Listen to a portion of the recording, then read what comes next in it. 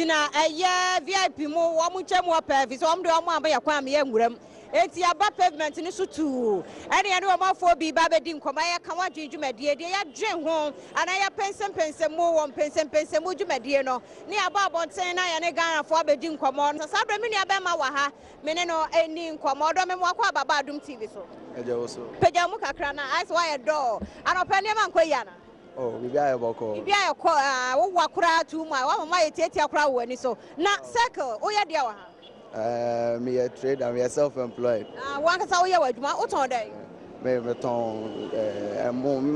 mo na me kala so me fa nema e de breno e de man form o motor. The business to say wa ha baby a wujire. Business there e cost bibi e cost all right. But I say de bia nsensem na na sorry wa circle because say on be ye kwan mo see pavement ni yinti I say oti okra unya asumdie ko de bia we beba mo twenko a mo nyese ti de bia na say nsem ketengete na bibia koso all right. Yo Adom TV so na no niam wa mo dwen ho ne say NDC ana ekukuma wa mra hye fie mu wa mo se na do betena so 100 days no wa ma Ghana for ye ho kyere ye mpa cha se nkwaye kura wa bekun ya ne sa na hu no. Oh, there be and yes, I know although system no at NDC time and sana akufado over and I buy so me who say 1 year cram by tina shed and ye bia or ma hotre bia ba because most nema cry mo aside free say at the ton sa koso all they compare previous years ne dia it's a album say nema ton ekoye kakra say sika no bo aboto kosoro eti me nua ba ma no wa kana dwen sempo kra me nua ba nso e wa ha odo me mo akwa baba badwam so meje o so me nua ba na ton dia o circle ha me ton bo nyama ni apple na business say business de ekoye ba ye ho akire ye e de na ma ho akire e se o ma ye wo mu ye ni okamafo ya to aba se ye benya ho to ba se first ne ye wanim ye se ye ntwibra ye cha ba ye fo abeseti ye se ma me ye wa he ja to ye to didindi ye se by next week ye mpaki ye nyama ne nyina opin for te se ya bokasa ye ko ne ye so ye sika de ko AM office ya to aka ye ho sika asa se ye paki ye nyama up to Monday ma ye nhye dwabio ye ni ba bia ye beko ye de ya de sre eto o man mpan fo anim se ye ne ya to aba ma o ma ba o man mu ti se o ma ba na se o ma timi anhwe ye andi ya se de suma ye dia 4 years ne be su kokromoti na be kasa bio ma asem an na ya sa ha wote no enne ya wote ye dia wakoma kra ni o makoma ne me yam me ntimi ndi fi endra be pima na me ndi ye oh omo se free juada ko mo se free juada yen se ye nyama ye nyina mo akwan hu nyina ha ne nyina enti ene ehe ne wani da se me ni nda ba bia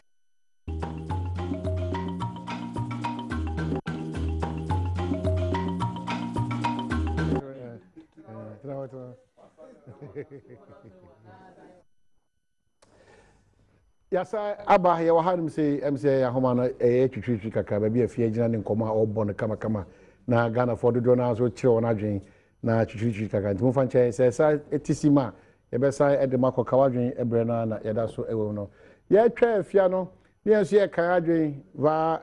phone nti ye nkasa on 0302 211 701 up to 4 0302 211 701 up to 4 afia hye nkoma na se dia mai oti the Ghana for do na so can say na ekoso the SU nim the be mfi na eda enimi and other discussions I have one say it is 0302 211 701 ekosi 4 now so do adwen share e dia ba ti kawadwen e wa na yensu ntimi emfa adwen share no emfa mframam emfa emma 0302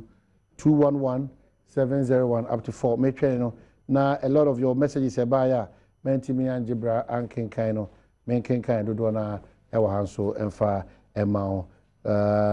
text messages ni bi one say this one says that good morning my send my greetings to Chairman Lotte please I might ask the MPP man that when did his government secured financing for 2 major rural electrification projects. Nana, good morning. Apom to say hello Nana, good morning. Apom to say Mr. Obama TV set no ako former man kebeboa. Hello Nana. Matthias, good morning. Apom to say Matthias, good morning. Apom to say la Yankopa Adom ho ye pa. Okay, Patrick you. Matthias. Yankopa Adom ho ye na so e. Patrick you. Nana Yankopon Adom me ho ye na utie ho nti ama asem na yedi amai pacho kawasemai Nana wa mai mu de sia de asumje ho na sika momun na sia enni ye botom nti ye besre de o mai penni emo ne ho moden ma sika asem adwuma emra o mai ni mu sia ta galam se ya akofom sisia yi ya hwe ne ma yi a adwuma be na emrante na no mo ye galam se ebe ye sisia yi okay so na ga se me je ma famu je ko bie nyuma bi ema o mo na mo do mo wura mu ansa na galam se no do collapse na collapse na kura we see ya wo ba asante mamu ha honestly hiding me da siga me da CP Henry Machin apom ti saying hello Henry utie me okay 0302211701 hello mitonka Henry Pacho ya ka semo ya kan utie hu TV national sa kan e be dey say meeting no dey come okay so yeah that's Henry 0302211701 up to 4 Teresa Bebrese Teresa good morning. Good morning Omai. Yes Teresa you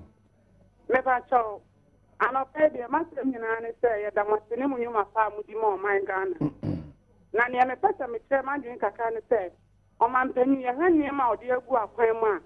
o wone ma bebre ma o man Ghana nso die nya abotre ma no o wa hihye pa dalam se na wo gunu no wo de adwuma so beta e ma nante no anya bi aye nti de mpasa me tre ma de kakra no ya da ma okay that's Teresa asante macha pom ti saying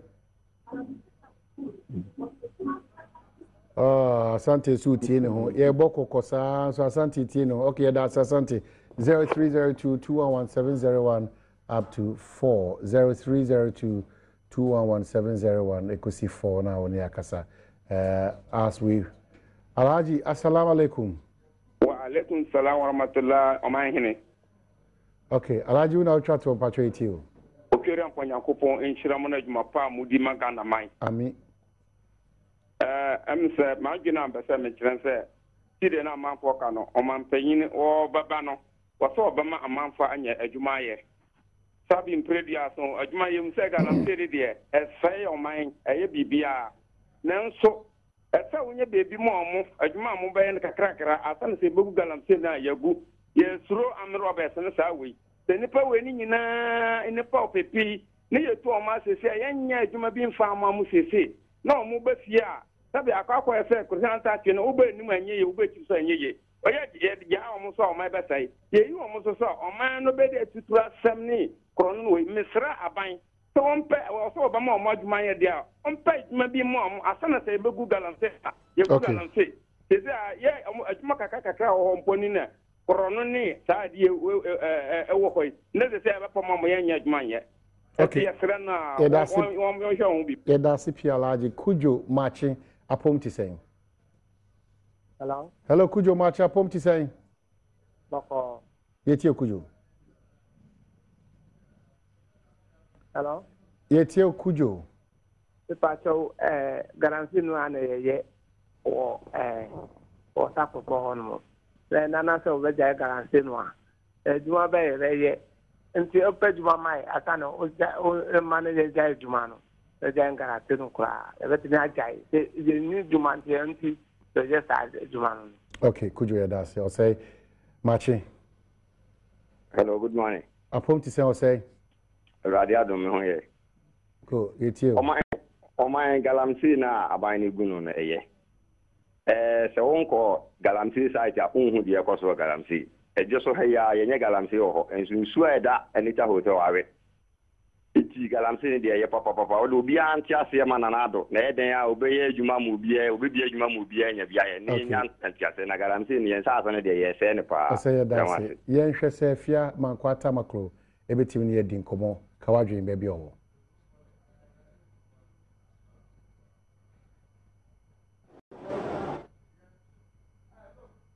yɛbɛpɛ mo akyɛw mfidie ne yɛde yɛ adwuma no nti mofo nkyɛ yɛ na ka wadwe dwumadie mene aba mene ne hyɛ ase yɛte kɔ yɛ yɛnsa ntoa so ma me mo akɔ ababa Adom TV das na adwuma mu te sɛ na me Adom na yɛse yɛ etum ha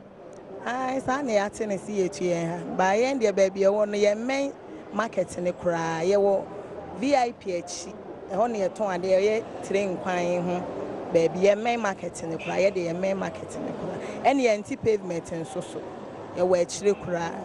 na nti ɛhe na akɔ sɛsie bacho mini baabi akɔ yɛ ne ɔbɛn ne de yɛ sɛ mu ntu da bɛ na na ɔmo so ɔmama yɛn 2 weeks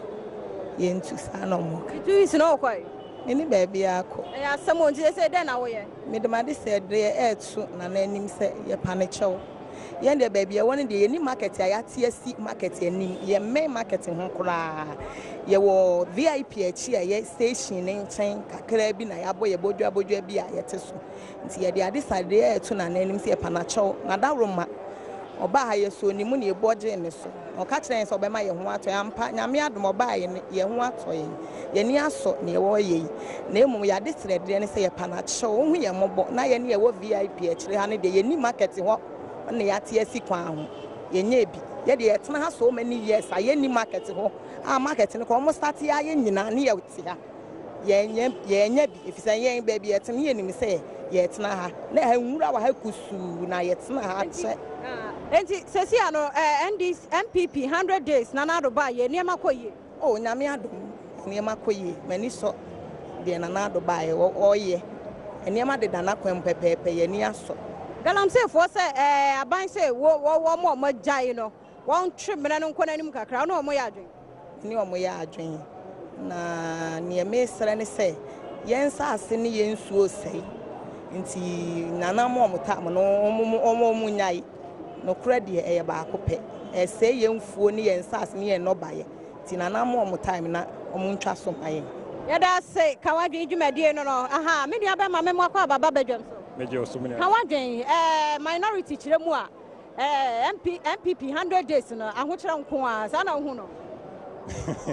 question where you question so near minority can any near Ghana for do no kind of I think say you personally on the street, I would say within the 100 days nothing has changed. Some every akoswa if you say so to a man for us one clearly one could say it is early day yet, but there is nothing a bit me a trumpet about say be credible, be tangible. And so no edin kranche bi aba, but ye wo atwene mu send your more can say yenkoso enhwe. We are hoping say be beba. But if this is going to be the trend for the next 100 days, then obviously we will be able to pass a veto say, indeed, no, the situation then is better than now. Na galam say for aban say wo mbra wo nsore kura bra na so wo mu chema nka aban extended time na ma on kakra o support it. Galam say issue no akoye dua better ho and aban approach are all using personally many engine ho maybe say there should be an exhaustive approach. I be say, all the illegal I'm saying, I be sustained. Near almost year, there's a man America be and almost and many ya no something for the cameras. Yet to me can't cut almost so and feel. At the end, number sounds well because the root people almost year you man momo. Ye nim I am for ye. Politicians, the very ministers of state, any MPs and no more year. It is alleged say a certain regional chairman of a certain party today is deep into Galam. So we know. And see, the little fish is a system ni more abana and I say oba abe pamomo abe tatom. I think the answer of a problem. Rather no omo adopt an approach ebe yenu no more air Galam say and a date na more alternative means of livelihood ben e wo more. Nene ya no say ube yi omo fi ho na putupru ezan say obese o stop Galam say yes you are aware of the effect, no two ways about it, but say uji omo everywhere na we should be assured say sa enkrofo we so mobrowa for na ewo fam ho no will also be resourced elsewhere to earn a living. That put together no I think say aban no enya botre on it on engage stakeholders no exhaustively. Na yehu say ne ye the mining resources kwa akodi say adwuma we ya e ma ye adwumadie bi a ye di na akoye wasted because I kwesi amankwa nyameso adwumadie bi a ya da senti ka wadwe adwumadie no na wono so aka ebie no na papa wo so ka wadwe galam say fuo yi wo say ye stand wo time no no wo ya me dia misusu ni say adwuma bi a wo ye bi a wo say wo nya wo people sansa na wa ye wo ni people say ni kwan say ye ma kwan say wo be ye say adwuma no enti obi a wo pipa so ye adwuma no de me susu se e wo se ye ma no kwan no ye na 100 days akufo ado aban yeah minority se nkoyie kura ma dem so me kan se wi ase o piti preku po wo se a emoja na eba eye ahyesi enti yan hwe animu ma no se yo ye tim enti yenya ye hwe de ebekọ so ka wadwen no na waka na adwen wa ha no memmongura ha na ye ne obayi so enkasa Mami ya mwakwa ababa Adom TV. Meje mo so. Me ya so wadwuma mu ana agina yi. Me ba chara. Ni ase etumo, mo kwan sese yi. Eni ba bia akọ. Because ye hwe ha no mo a bebie no a ebetimi aye dey akọ. Nti ne yegumu. Nti 2 weeks no so he na abakọ. Eni ba bia akọ se the medin kan aye dey aka no. E na ye ntimi so nkọ pavement ne so nkọ ton ade dey e wo ho no mo. Nti ne ye hwe. Ye hwe. 100 days akufo ado aban minority say nkoye kura NDC nkoye sana hu no me hu is because almost na bade ba me hu improvement bia me hu bibia sana etie ne sana ye dey etie ne ni se bia jana na bade en kan san bi be dey ebeba but enko ani mu kaka me hwa ade bia ebekọ ani mu kaka ne san betime galam se hu nsam yi yesi etuo mase kura ye mpe wo memo na so mo sese nka ba ne mo mre kakra nka ho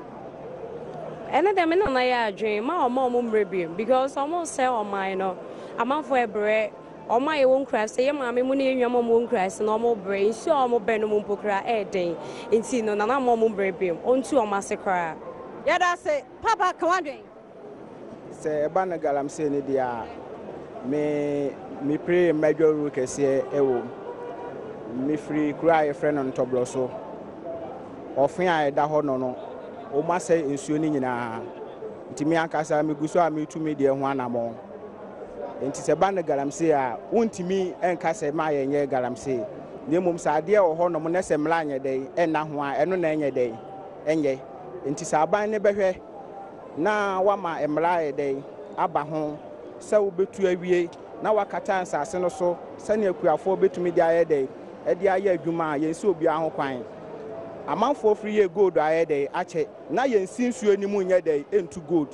omutu no baabi no matwe nsuo no aye de akọhọ no mo no mo de akọyọ modwuma na de China fo na ba no omusi ofin ni mu no ma aye de omotu gold omo ye de omo pe no mo gya ho ye de ekọ aye henefo na de omo ba aye ye mpanyimfo na enti so omo si omo ba be pam wo ma Edian emla be ne bo omo ho ban mo mu free kotoka ekokọhye ntoblo so ekokọhye miamia bebre se omonye de omonye se adwuma ye mpanyimfo no nu omo a omo hye omo kutupa mo ye de omo ye se adwuma no enso obi kan enye obi a wafa ne shovel ene ade se wo kwa kotu galam se we de e wo ho ne na esensuo ye free 2 galam se aye de ache ensuo nya de ense ye chanafo na aba be se wo abese no nti no 100 days akufo ado aban NDC sa ho kire nkoten sa na ho no oh mi huni sa ene makoyi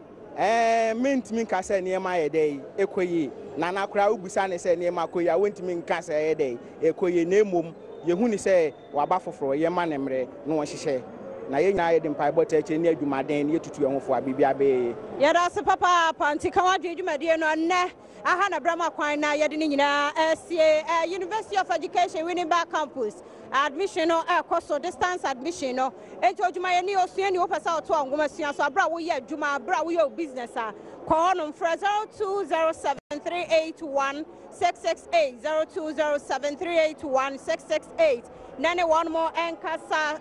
2C mobile TV and the mobile phone a wukura wo download the app no a Badwam Jumadi Adom TV Jumadi bia no benya bi ahwenti and tam now also download bi now we are Springboard College and so